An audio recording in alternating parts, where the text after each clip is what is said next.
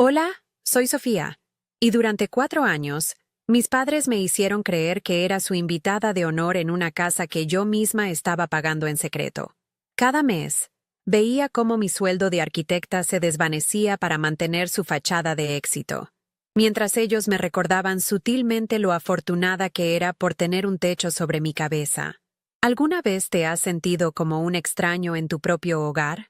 ¿Una pieza funcional pero invisible en la vida de tu familia?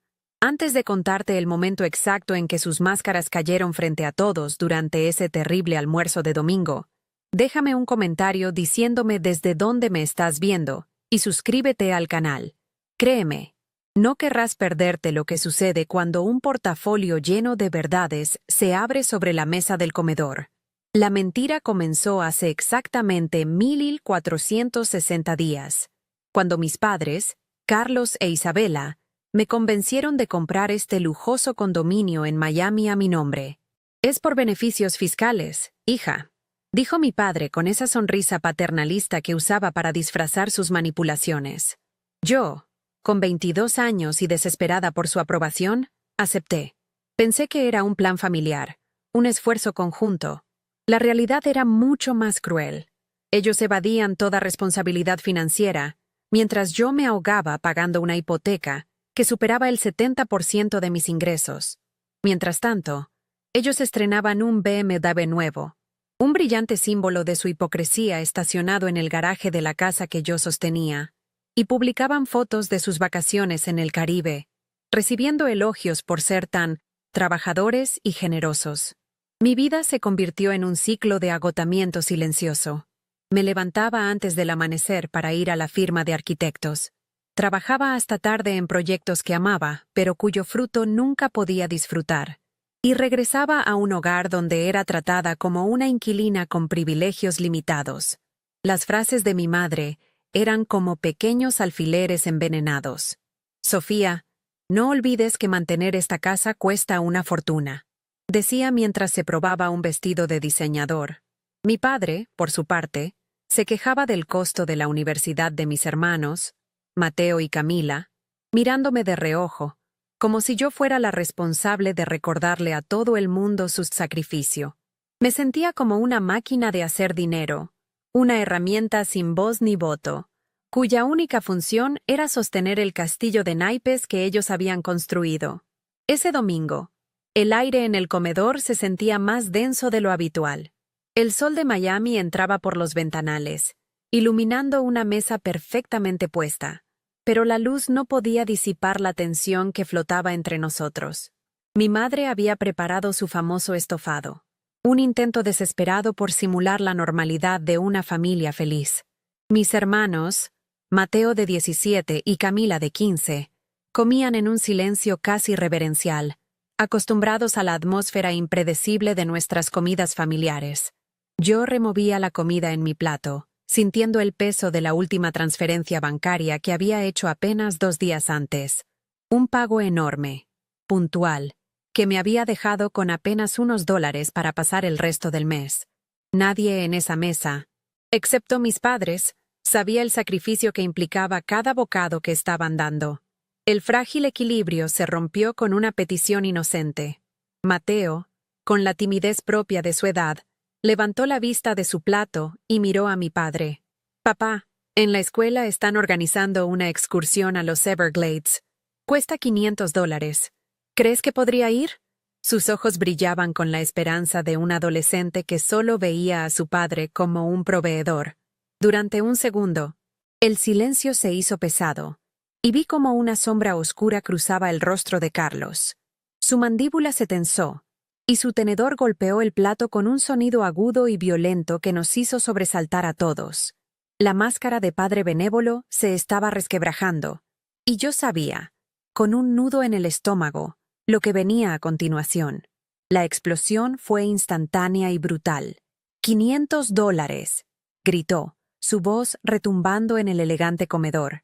Se puso de pie, señalando a Mateo y luego a Camila con un dedo acusador. «Ustedes, los mocosos, solo saben chupar nuestro dinero. ¿Creen que crecen los árboles? Son unos parásitos inútiles. Eso es lo que son. La palabra parásitos Quedó suspendida en el aire, venenosa y cruel. Mateo se encogió en su silla, su rostro enrojeciendo de vergüenza, mientras Camila bajaba la cabeza, tratando de hacerse invisible. Pero la palabra que me atravesó a mí como una daga fue otra: nuestro dinero. Sentí un frío glacial recorrer mi espalda mientras recordaba el extracto bancario, el nombre de mi cuenta, la enorme cifra que había salido de ella para pagar precisamente por esas paredes que ahora nos encerraban. Mi madre, en lugar de calmar la situación, echó más leña al fuego. Con una voz que goteaba falsa victimización, añadió, mirando a mis hermanos con desdén: su padre tiene razón. Hemos trabajado toda la vida para mantenerlos, para darles todo lo que tienen, y así es como nos pagan, siendo unos malagradecidos. Su mirada se posó en mí por un instante, y en sus ojos no vi compasión, sino una advertencia. Era una orden silenciosa: quédate callada, apoya el teatro. En ese momento, la complicidad entre ellos se hizo tan tangible como la mesa que nos separaba. No eran dos padres abrumados, eran dos socios en un fraude emocional y financiero, y sus propios hijos eran el público al que engañaban y la fuente de la que se nutrían. Fue entonces cuando algo dentro de mí se rompió, pero no de la forma en que ellos esperaban. No hubo lágrimas, no hubo un grito de frustración. En su lugar, una calma extraña y absoluta se apoderó de mí. Años de resentimiento, de humillaciones silenciosas, de noches sin dormir preocupada por las cuentas, se cristalizaron en una sola decisión, tan clara y afilada como un trozo de vidrio. Mientras mi padre continuaba su diatriba sobre la ingratitud y el sacrificio, mi mente se desconectó de su voz. Solo podía pensar en una cosa: el portafolio de cuero negro que guardaba en el último cajón de mi escritorio. Dentro de él, no solo estaba la escritura de propiedad a mi nombre, sino también cada uno de los 47 comprobantes de pago de la hipoteca, la verdad documentada, la prueba irrefutable de mi esclavitud. El caos seguía a mi alrededor, pero en mi interior, todo estaba en silencio. Vi a mis hermanos, asustados y confundidos, y a mis padres, inflados de una arrogancia construida sobre mis espaldas, y supe que se había acabado. Ya no iba a ser la base silenciosa que sostenía su mentira. Ya no iba a financiar su estilo de vida a costa de mi propia existencia. La arquitecta en mí, la que diseña estructuras y se asegura de que los cimientos sean sólidos, entendió que los cimientos de esta familia estaban podridos hasta la médula, y en ese silencio, mientras el eco de la palabra parásitos todavía flotaba en el aire, tracé el plano de mi liberación. Iba a demolerlo todo. Me levanté de la mesa sin decir una sola palabra. El eco de los gritos de mi padre todavía vibraba en el aire, pero yo ya no lo oía. Mi movimiento fue tan sereno y deliberado, que por un momento todos se quedaron en silencio, observándome como si fuera una extraña. Caminé hacia mi habitación, sintiendo sus miradas clavadas en mi espalda, la de mi padre, llena de ira confundida, la de mi madre, con un destello de pánico, y las de mis hermanos, cargadas de una mezcla de miedo y curiosidad. No me di la vuelta. Cada paso que daba sobre el suelo de mármol pulido, ese mismo suelo que mis pagos mensuales hacían posible, era un paso hacia mi propia liberación. En mi mente, no había drama, solo la fría y calculada ejecución de un plan que acababa de nacer. El portafolio de cuero negro me esperaba en el último cajón, como un arma cargada y lista para ser usada. Al entrar en mi habitación, cerré la puerta con suavidad. El silencio del cuarto era un refugio. Me arrodillé frente a mi escritorio, el mismo donde pasaba noches enteras terminando proyectos de arquitectura que me permitían ganar el dinero que ellos despilfarraban. Abrí el cajón y mis dedos rozaron el cuero frío del portafolio. Dentro no solo estaban los documentos legales, sino el peso de 4 años de mi vida. Cada comprobante de transferencia bancaria era un recordatorio de un sacrificio, una noche de insomnio, un gusto personal que me negué para poder cumplir con mi obligación. Sentí una oleada de náuseas al recordar la sonrisa de mi madre la semana pasada, mostrándome un nuevo collar de diamantes que se había comprado. Un pequeño capricho. Hija, hay que disfrutar la vida, me había dicho, ignorando por completo que yo acababa de pedir una extensión en el pago de mi propio seguro de auto. La hipocresía era tan descarada que resultaba casi surrealista. Pensé en el BMW que mi padre conducía con tanto orgullo, un modelo del año que brillaba en el garaje.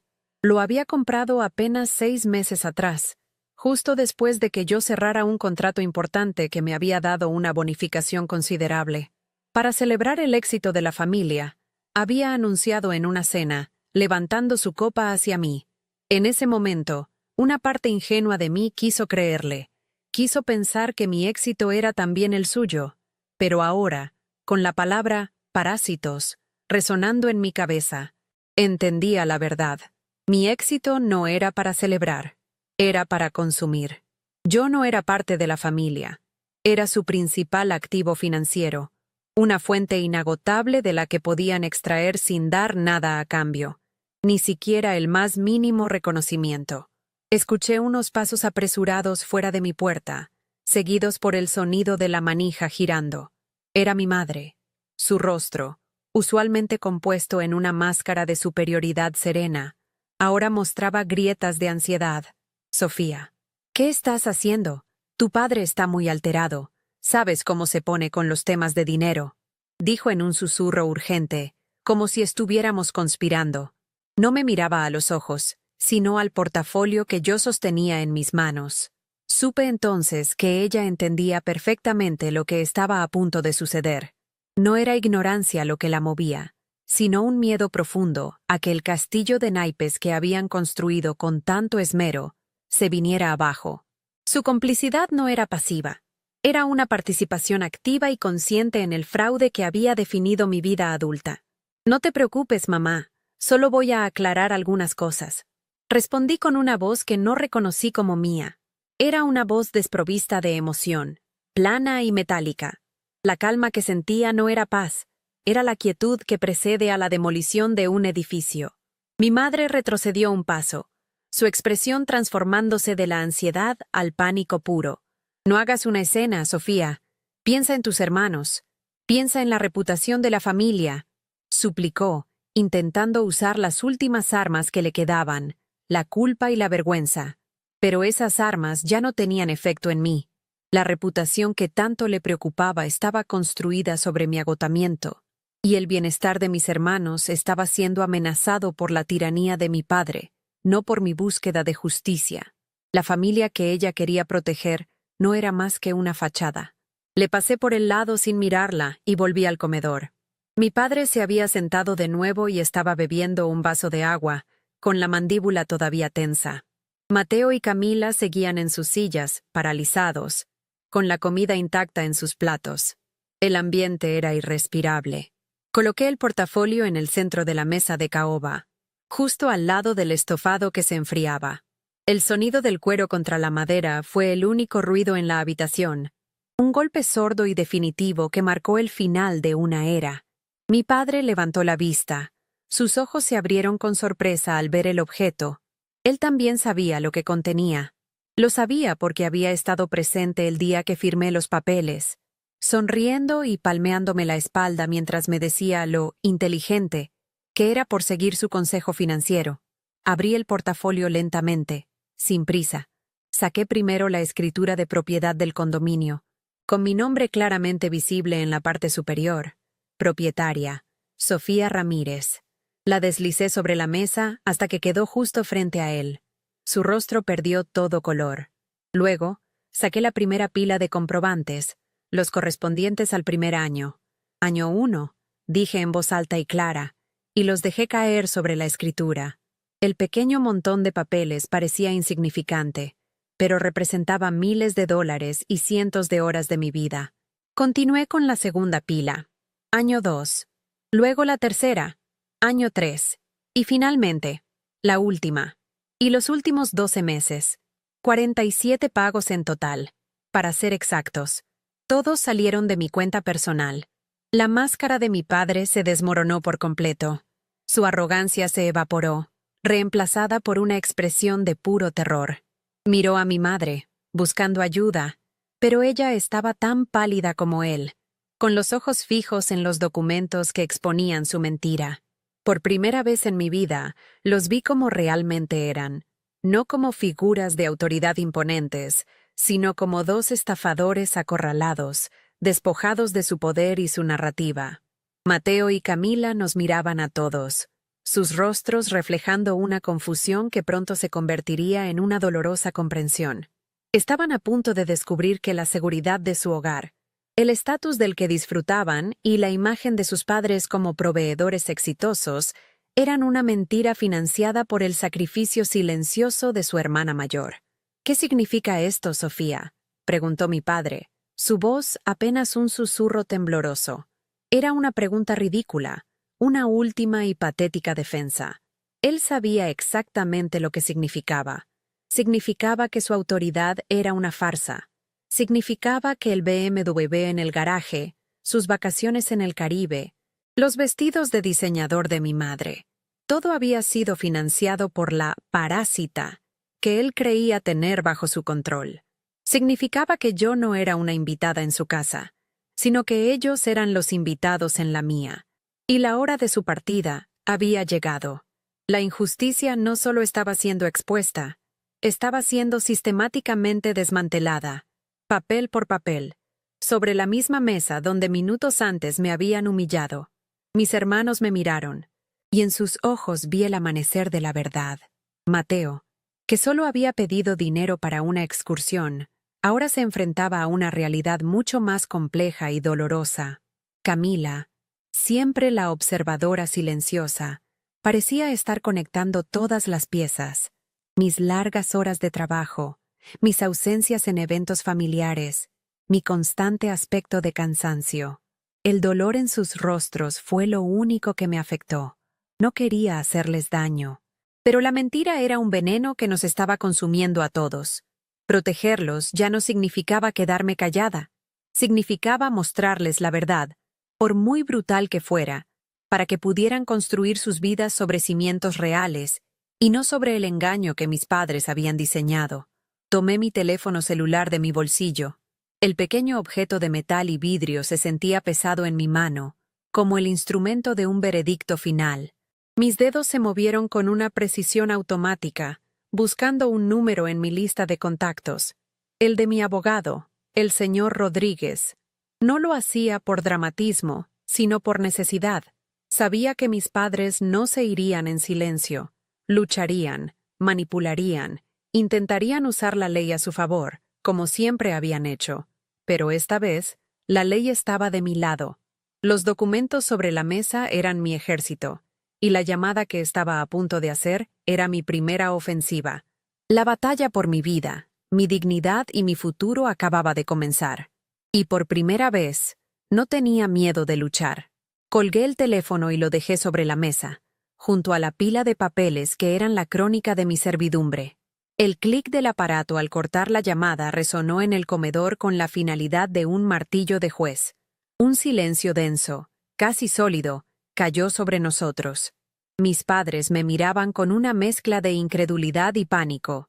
En sus ojos ya no había arrogancia, sino el reflejo de dos personas que ven cómo el suelo se abre bajo sus pies.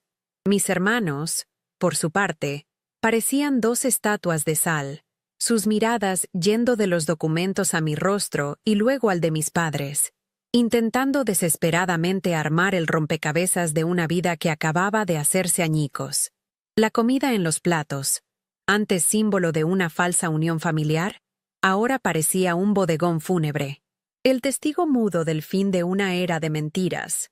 El primero en reaccionar fue mi padre. La incredulidad en su rostro se transformó en una rabia sorda y desesperada. Se levantó de nuevo, pero esta vez su postura no era imponente, sino inestable.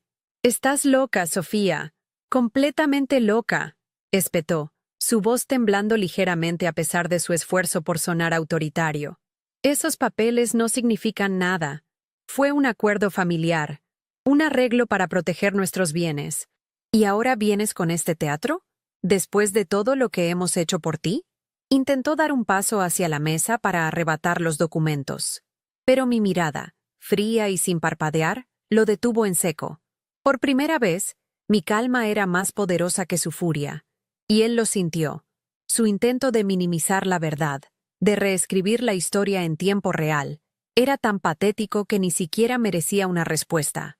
Entonces intervino mi madre, cambiando de estrategia. Su rostro se compuso en una máscara de dolor y victimismo, y sus ojos se llenaron de lágrimas que no derramó. «Hija, por favor», suplicó, su voz un susurro melodramático. «¿Cómo puedes hacernos esto? Somos tu familia. ¿Vas a echarnos a la calle? ¿A tus propios padres? ¿Y qué pasará con tus hermanos?» Extendió una mano hacia mí, un gesto teatral de reconciliación que era, en realidad, una nueva forma de manipulación. Estaba usando a Mateo y Camila como escudos humanos, intentando apelar a una culpa que yo ya no sentía. La palabra familia, en su boca, sonaba hueca, una herramienta más en su arsenal de chantaje emocional. Me di cuenta de que para ella, la familia no era un vínculo de amor, sino una estructura de poder que acababa de perder. Sacudí la cabeza lentamente, no en negación, sino para despejar el último vestigio de duda.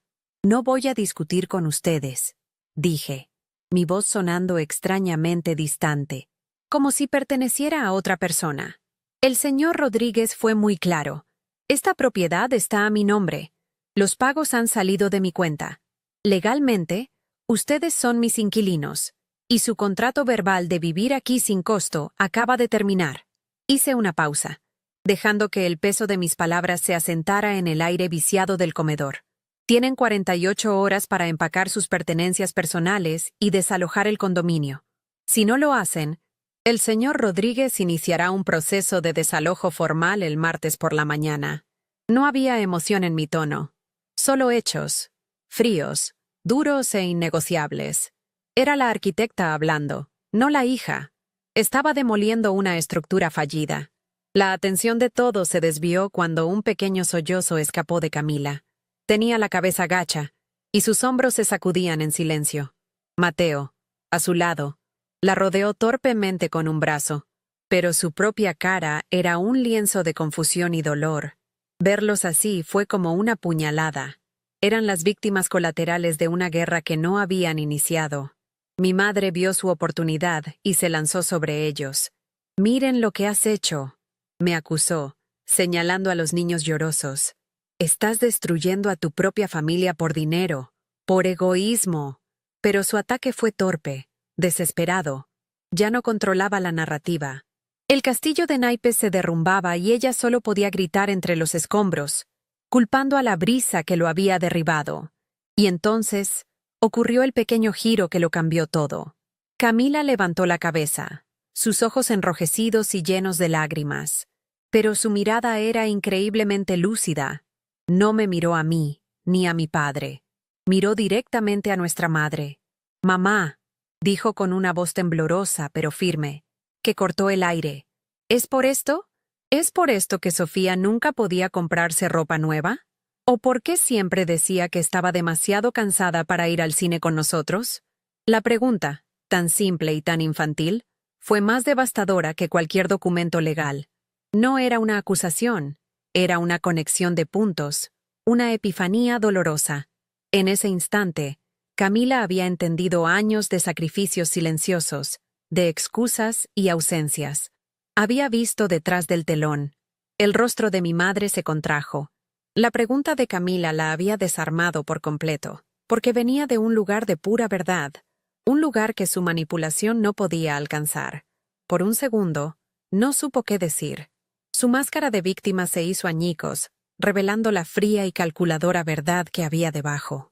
Vi en sus ojos el pánico de ser expuesta, no por mí, su adversaria declarada, sino por su propia hija, la observadora silenciosa a la que siempre había subestimado. Mateo la miraba también, y en su rostro la confusión empezaba a dar paso a una comprensión horrorizada. Estaba recordando todas las veces que mi padre se había quejado de los gastos mientras se compraba un reloj nuevo, o las veces que mi madre había criticado mi falta de ambición mientras yo trabajaba hasta la medianoche. Mi padre, viendo que había perdido a mi madre como aliada en el teatro, explotó en una última llamarada de furia impotente. «¡Cállate, Camila! ¡Tú no entiendes nada de asuntos de adultos!», gritó, señalándola. Pero su voz carecía de la convicción de antes. Era el rugido de un rey destronado, un ruido vacío que ya no infundía miedo, solo lástima. El poder en esa habitación había cambiado de manos de forma definitiva. Ya no se trataba de una rebelión mía, sino de un desmoronamiento total de su autoridad moral frente a todos sus hijos. La palabra parásitos, que él había lanzado con tanto desdén, ahora parecía rebotar en las paredes y volver hacia él. Di un paso adelante, interponiéndome instintivamente entre mi padre y mis hermanos. «Basta», dije, y esta vez mi voz tenía un filo de acero. Miré a Mateo y a Camila. «Vayan a sus habitaciones. Empaquen una maleta con lo que necesiten para unos días. Ropa, sus cosas de la escuela, sus computadoras. Se van a quedar conmigo». No era una pregunta, era una declaración. Estaba asumiendo el rol que mis padres habían abdicado, el de protegerlos. Mateo asintió lentamente, como saliendo de un trance, y ayudó a Camila a levantarse. Juntos, sin mirar a nuestros padres, salieron del comedor. Su silencioso acto de obediencia fue la sentencia final. Habían elegido. Me quedé sola con Carlos e Isabela en medio del desastre. El silencio que siguió fue más pesado que cualquier grito. Sus rostros estaban demacrados, derrotados. La batalla había terminado antes de empezar. Recogí mis documentos y el teléfono de la mesa, metiéndolos de nuevo en el portafolio de cuero. 48 horas, repetí, mi voz resonando en el comedor ahora vacío y silencioso. No intenten contactar a mis hermanos, no intenten manipularlos. A partir de este momento, cualquier comunicación será a través de nuestros abogados. Me di la vuelta y caminé hacia la salida del comedor, dejando atrás a dos extraños sentados a la mesa de una casa que ya no era suya, rodeados por los restos de un banquete que simbolizaba el fin de su fraudulento reinado. La demolición estaba completa. Ahora comenzaba la reconstrucción. Cerré la puerta de mi habitación detrás de mis hermanos, y el clic del pestillo fue como el primer ladrillo de una nueva muralla. Mateo y Camila se sentaron en el borde de mi cama, encogidos, como dos náufragos en una pequeña isla. El eco de mis palabras en el comedor todavía flotaba en el aire, y el peso de esa nueva realidad nos aplastaba a los tres. No había celebración en sus rostros, solo un profundo y doloroso desconcierto. Por primera vez, no era solo su hermana mayor. Era la persona que había dinamitado el mundo que conocían. Los miré, sintiendo una mezcla de responsabilidad abrumadora y un extraño alivio. El secreto que me había aislado durante 4 años ya no existía, pero en su lugar había una verdad que ahora teníamos que aprender a habitar juntos. Una verdad tan incómoda y fría como el suelo de mármol del pasillo. Camila fue la primera en hablar, su voz apenas un susurro. «¿Todo este tiempo, pagabas tú por todo?». No era una pregunta acusatoria, sino una búsqueda de confirmación, como si su mente se negara a aceptar la enormidad del engaño. Mateo, por su parte, seguía en silencio, con la mirada perdida en el suelo. Pude ver la vergüenza luchando con la ira en su rostro. Su inocente petición de $500 había sido la chispa que incendió el polvorín, y sabía que se estaba culpando a sí mismo.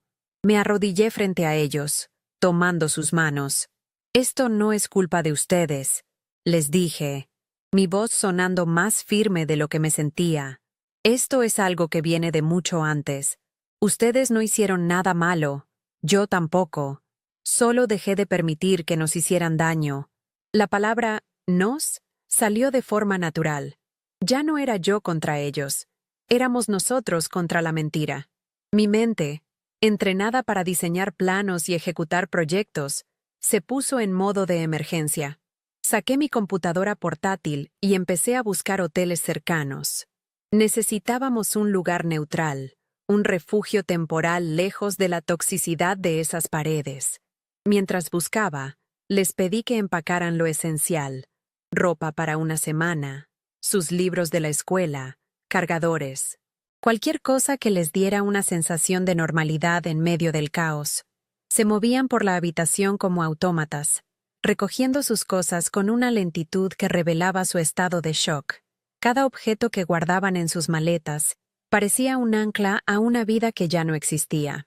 Yo, mientras tanto, hacía una lista mental, contactar al director de su escuela, transferir fondos a una nueva cuenta bancaria, notificar al abogado de cada paso. La arquitecta en mí estaba construyendo un puente sobre un abismo. De repente, unos golpes suaves pero insistentes sonaron en la puerta. Era Isabela. «Sofía, abre la puerta. Hablemos como una familia», dijo, su voz amortiguada por la madera, intentando sonar conciliadora. Pero su tono era falso, una melodía mal ensayada. Sabía que no buscaba la paz, sino una grieta en mi resolución. Le indiqué a mis hermanos que se quedaran en silencio y caminé hacia la puerta. No la abrí. Apoyé la frente en la superficie fría y hablé a través de ella. «No hay nada más que hablar, mamá. Te di un plazo. Cualquier otra comunicación debe ser a través del señor Rodríguez».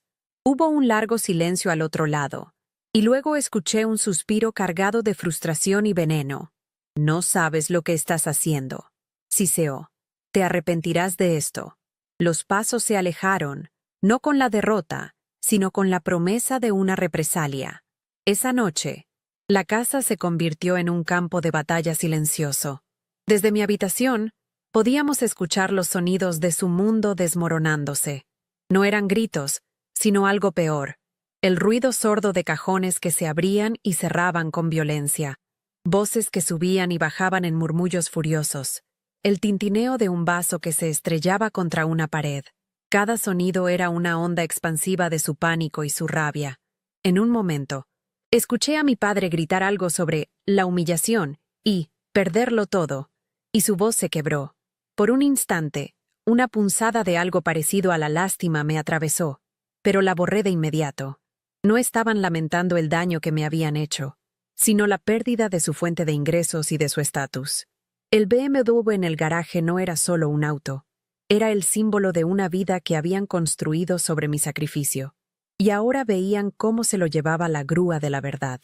Cuando sus voces se apagaron, supe que era el momento. Abrí la puerta de mi habitación con sigilo. El pasillo estaba a oscuras, solo iluminado por la luz de la luna que se filtraba por los ventanales del salón. «Ahora», susurré a Mateo y Camila, que me seguían con sus maletas en la mano. Caminar por nuestra propia casa se sentía como infiltrarse en territorio enemigo. Cada crujido del suelo era una traición, cada sombra una amenaza. Pasamos por delante de la puerta cerrada de su dormitorio, conteniendo la respiración. El silencio que emanaba de allí era más aterrador que sus gritos. Era el silencio de la conspiración, de dos depredadores acorralados planeando su próximo ataque. Mi único objetivo era sacarnos de allí antes de que amaneciera, antes de que tuvieran tiempo de lanzar su contraofensiva emocional o legal. Llegamos al garaje. La puerta automática se abrió con un zumbido que me pareció ensordecedor en la quietud de la noche. Allí estaba, bajo la luz fluorescente, el BMW de mi padre, brillante, imponente, obsceno. Era la encarnación de su hipocresía. Mientras Mateo y Camila metían sus maletas en mi modesto sedán, me quedé mirándolo. Recordé el día que lo trajo a casa, anunciando que era un regalo que se había dado por su arduo trabajo. Ese mismo mes, yo había tenido que vender algunas acciones que mi abuela me había dejado para poder cubrir un pago inesperado del seguro de la propiedad. La ironía era tan amarga que me quemaba la garganta. Saqué las llaves de mi auto del bolsillo y, al pasar junto al BMW, dejé que rozaran la pintura de la puerta del conductor. No fue un acto de vandalismo, sino un gesto simbólico, una pequeña marca en su fachada perfecta, un recordatorio de que nada volvería a ser igual. El hotel era impersonal y anónimo, exactamente lo que necesitábamos. Desde la ventana de nuestra habitación en el piso 12, las luces de Miami parecían un universo distante. Por primera vez en horas, mis hermanos parecieron relajarse un poco. Pidieron servicio a la habitación, hamburguesas y papas fritas. Una normalidad artificial que nos anclaba al presente. Mientras comían en silencio, sentados en la cama, Los observé. Vi al niño en Mateo y a la niña en Camila, despojados de la falsa seguridad que mis padres habían construido. Me senté con ellos y les conté todo.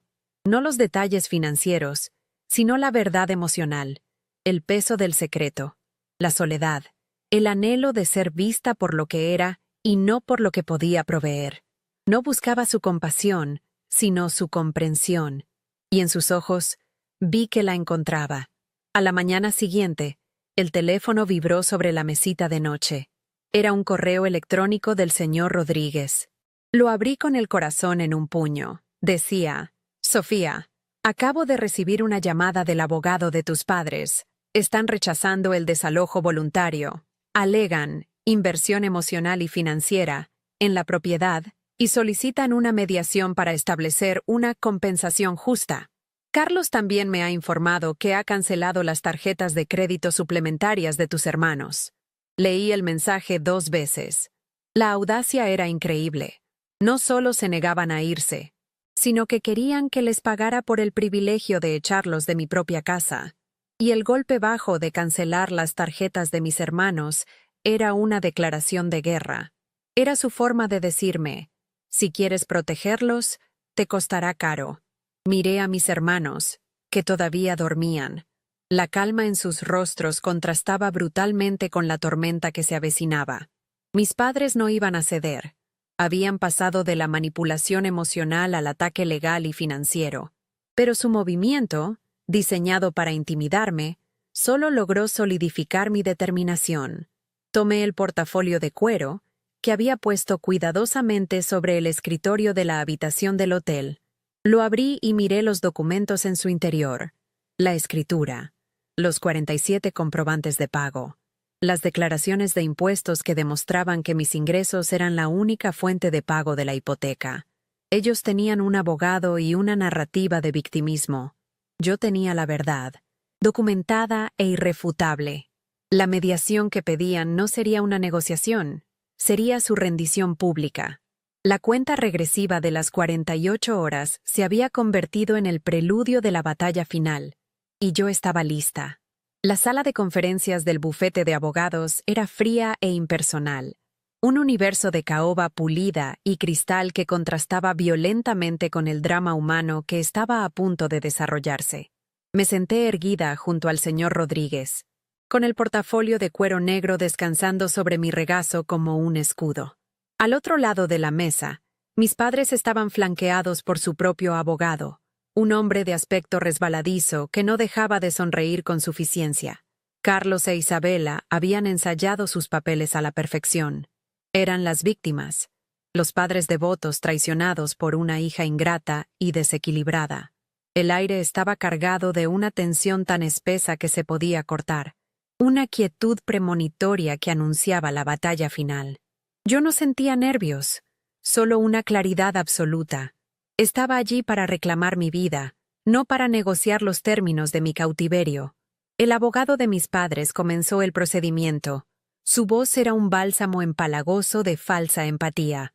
Habló de acuerdos familiares implícitos, de equidad emocional y del significativo apoyo no monetario que sus clientes me habían proporcionado durante años. Mientras hablaba, mi padre asentía con gravedad, como un juez escuchando una verdad innegable. Mi madre se secaba una lágrima inexistente con un pañuelo de seda. Era una actuación magistral, diseñada para pintarme como la agresora, la usurpadora que intentaba arrebatarles el hogar que habían construido con amor y sacrificio. Escuché cada palabra, cada mentira cuidadosamente elaborada, y en lugar de ira, sentí una profunda lástima. Estaban tan atrapados en su propia farsa, que ya no distinguían la realidad de la ficción que habían creado para el mundo. Su castillo de naipes estaba a punto de caer, y ellos seguían añadiendo pisos. Entonces, el mediador le dio la palabra a mi padre.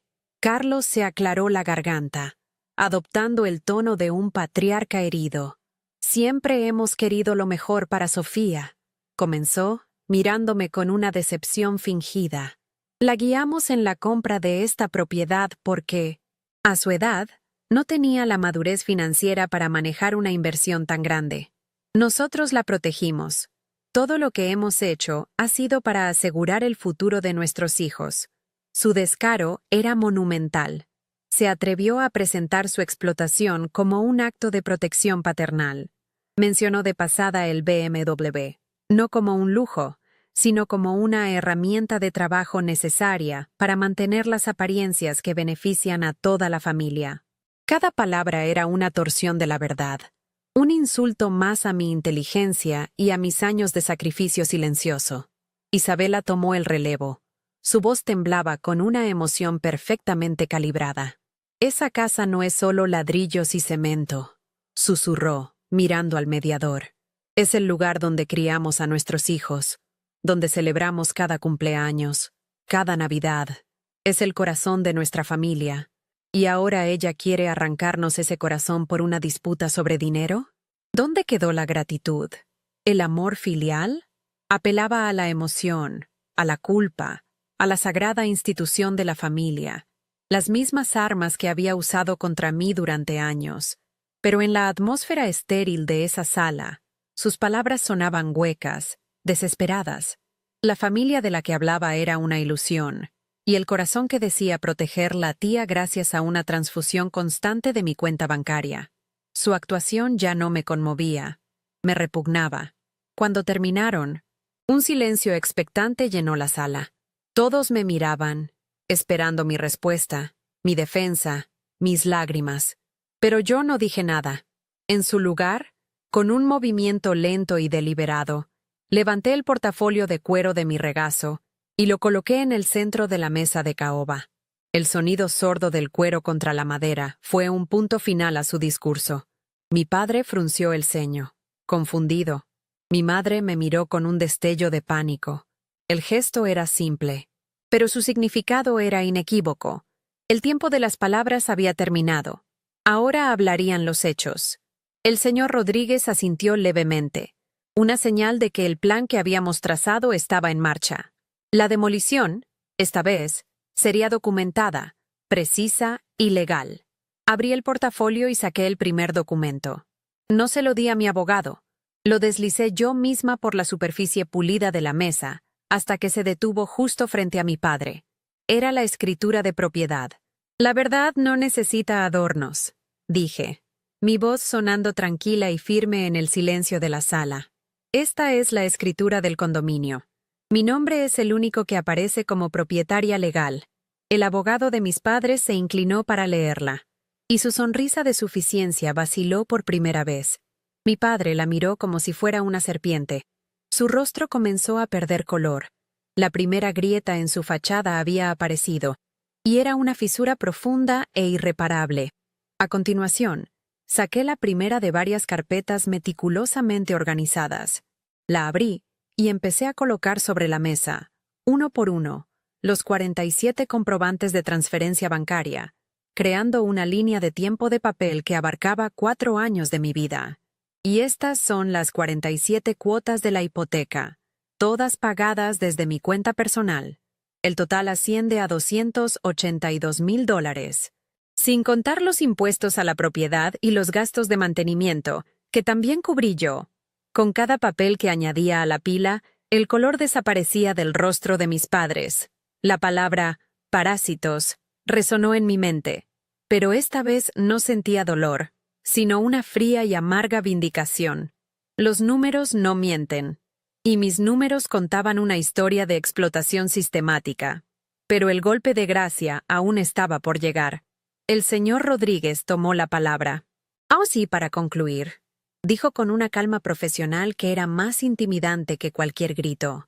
«Tenemos aquí copias de las declaraciones de impuestos del señor y la señora Ramírez de los últimos 4 años, documentos públicos». Deslizó otra pila de papeles sobre la mesa. En ninguna de ellas reclaman la deducción de intereses hipotecarios por esta propiedad, lo que sería un fraude fiscal si, como alegan, hubieran contribuido a su pago. Sin embargo, sí encontramos que declararon a Sofía como dependiente económica durante los 2 primeros años, a pesar de que ella ganaba un sueldo considerable, un sueldo que, como hemos demostrado, se usaba para pagar la casa en la que vivían sin costo. El silencio que siguió fue absoluto, pesado, sofocante. La palabra fraude flotaba en el aire como un gas venenoso. El abogado de mis padres miró los documentos, luego a sus clientes, y su rostro se convirtió en una máscara de horror profesional. Se dio cuenta de que lo habían engañado, de que lo habían puesto en una posición indefendible. Carlos se hundió en su silla. Su rostro era una mezcla lívida de rabia y pánico. Isabela se cubrió la boca con la mano, sus ojos fijos en su marido, pero esta vez no había apoyo en su mirada, sino una acusación silenciosa. Su alianza, forjada en el engaño, se estaba disolviendo ante mis ojos bajo la luz incandescente de la verdad documentada. Habían sido derrotados, no por una discusión, sino por la aritmética y la ley. Me puse de pie, sintiendo que un peso inmenso se levantaba de mis hombros. Miré directamente a mis padres, a las dos personas que me habían dado la vida solo para intentar robármela poco a poco. No quiero su dinero, dije, y mi voz, por primera vez, no tenía ni rastro de temblor. Quiero mi casa. Tienen 24 horas para desalojarla. Y quiero la custodia temporal de Mateo y Camila. Presentaremos una petición formal mañana, usando todo esto como prueba de que no son aptos para cuidar de ellos. Su bienestar es mi única condición. No era una negociación, era mi veredicto. La arquitecta había evaluado la estructura podrida de nuestra familia y había firmado la orden de demolición. Sin esperar una respuesta, me di la vuelta y caminé hacia la puerta. El señor Rodríguez recogió mis documentos. No miré hacia atrás. No necesitaba ver sus rostros descompuestos para saber que había ganado. Mi victoria no era ruidosa ni triunfalista. Era silenciosa, definitiva y liberadora. Al salir de esa sala fría, sentí el sol de Miami en mi rostro, y por primera vez en 4 años, no lo sentí como un recordatorio de mis obligaciones, sino como la promesa de un nuevo amanecer. Dejé atrás a 2 estafadores que se hacían llamar mis padres, y caminé hacia un futuro que, por fin, me pertenecía por completo. La reconstrucción de mi vida, y la de mis hermanos, acababa de comenzar sobre los cimientos más sólidos de todos, la verdad. Las puertas de cristal del bufete se cerraron detrás de mí, y el calor húmedo de Miami me golpeó como una bienvenida. Por primera vez en 4 años, no se sentía opresivo, sino real. El señor Rodríguez me acompañó hasta mi auto en silencio, un gesto de respeto que valía más que cualquier palabra. No hubo felicitaciones ni celebraciones, solo la solemne quietud que sigue a una demolición controlada. Mientras conducía de regreso al hotel, no sentí euforia. Sentí una calma profunda, el tipo de paz que llega cuando una guerra interna, larga y agotadora, por fin ha terminado. No había ganado una batalla contra mis padres, había ganado la batalla por mí misma. El portafolio de cuero negro yacía en el asiento del copiloto, ya no como un arsenal, sino como un artefacto histórico, el testimonio de una vida que acababa de dejar atrás para siempre. Las siguientes 24 horas transcurrieron en una especie de limbo surrealista. No hubo llamadas, ni mensajes de odio, ni intentos de manipulación. El silencio de su parte fue más elocuente que cualquier grito. A la mañana siguiente, el señor Rodríguez me llamó. Sofía, el abogado de tus padres ha confirmado que desocuparán la propiedad antes del mediodía. Dejarán las llaves con el conserje. No se opondrán a la petición de custodia temporal. Fue así de simple. Acorralados por la evidencia de fraude fiscal y su propia explotación, habían elegido la retirada silenciosa sobre la humillación pública. Más tarde, supe por un primo lejano que se fueron en mitad de la noche, usando una furgoneta de mudanza sin marcar, como ladrones huyendo de la escena del crimen. El brillante BMW ya no estaba en el garaje. Había sido la primera víctima de su caída, vendido apresuradamente para cubrir los honorarios de su abogado y el depósito de un pequeño apartamento de alquiler en una zona mucho menos glamorosa de la ciudad. Volver a entrar en el condominio con Mateo y Camila fue uno de los momentos más extraños de mi vida. La casa estaba impecable, pero olía a ausencia. Sus cosas personales habían desaparecido, dejando espacios vacíos en las estanterías y huecos pálidos en las paredes donde antes colgaban sus fotos. Era como si nunca hubieran vivido allí. Caminamos por las habitaciones en silencio, cada uno procesando el vacío a su manera. Camila fue a la cocina y, por primera vez, abrió el refrigerador como si fuera suyo, sacando un jugo. Mateo se sentó en el sofá del salón, el mismo lugar donde nuestro padre solía sentarse a ver la televisión, y suspiró profundamente. No era un suspiro de tristeza, sino de una liberación que apenas comenzaba a comprender. El aire ya no estaba cargado de tensión. Podíamos respirar. El condominio ya no era una casa de exhibición. Era, por fin, un hogar en blanco, esperando a ser llenado con nuestra propia historia. La transición legal fue sorprendentemente rápida y limpia. Con la evidencia presentada, la custodia temporal de mis hermanos me fue concedida sin objeciones. Carlos e Isabela, bajo el consejo de su abogado, cortaron toda comunicación. Su imperio social, construido sobre una fachada de éxito y generosidad familiar, se desmoronó silenciosamente. Los rumores, aunque no conocían toda la verdad, comenzaron a circular. Sus amigos adinerados se distanciaron, y las invitaciones a eventos sociales dejaron de llegar. Su castigo no fue legal, sino social. La pérdida del estatus que tanto valoraban.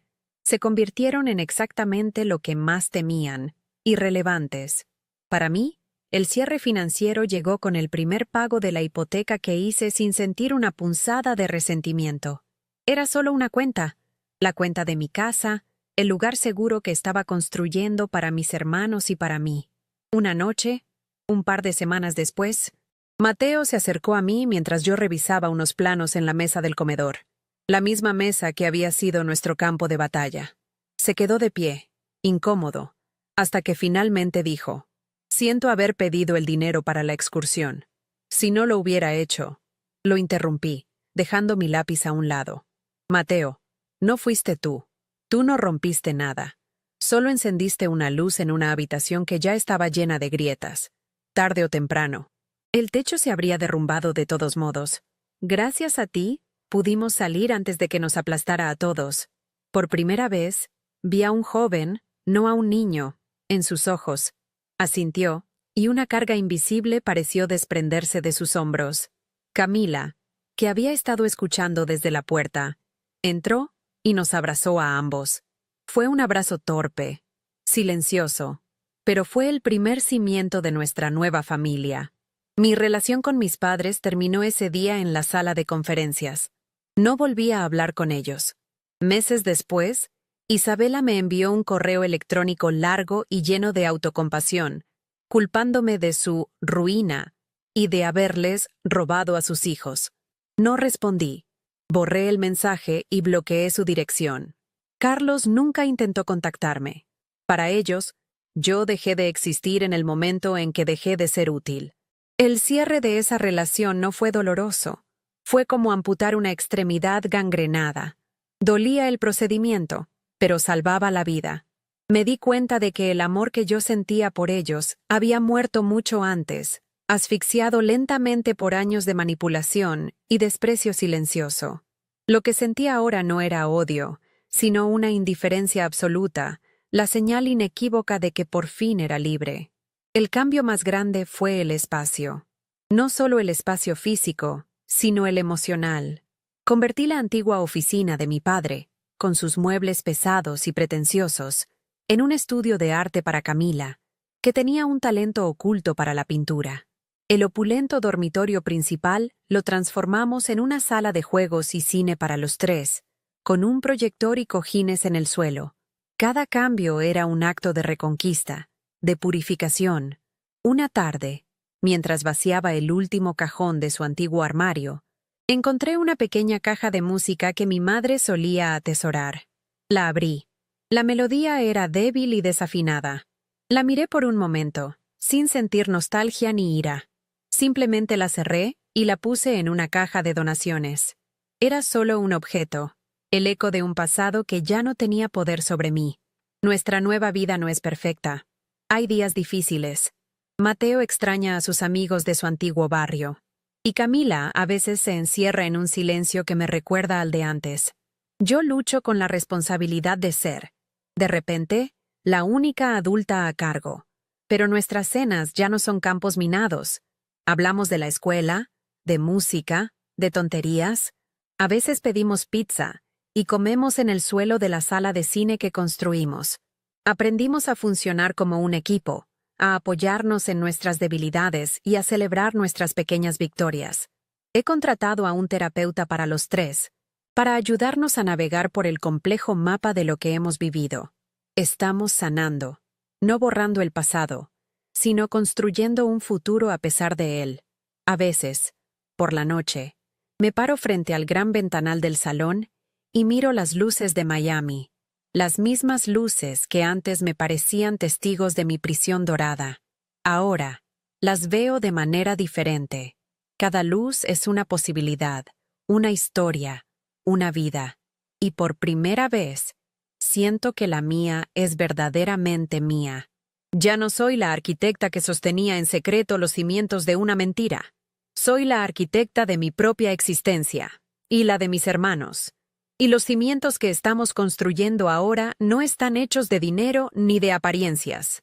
Están hechos de verdad, de respeto y de una libertad que costó mucho ganar, pero que, finalmente, nos pertenece. El plano de nuestro futuro está en blanco, y por primera vez, no tengo miedo de empezar a dibujar. Mirando hacia atrás, entiendo que la lección más grande que aprendí no fue sobre dinero o traición, sino sobre cimientos. Como arquitecta, mi trabajo es diseñar estructuras que perduren, que sean seguras y funcionales. Y durante 4 años, viví en una casa con los cimientos podridos. La lección es que una casa se construye con ladrillos y cemento. Sí, pero un hogar se construye con verdad y respeto. Descubrí que no importa cuán lujosa sea la fachada, si la base está construida sobre mentiras, la estructura entera está destinada a colapsar.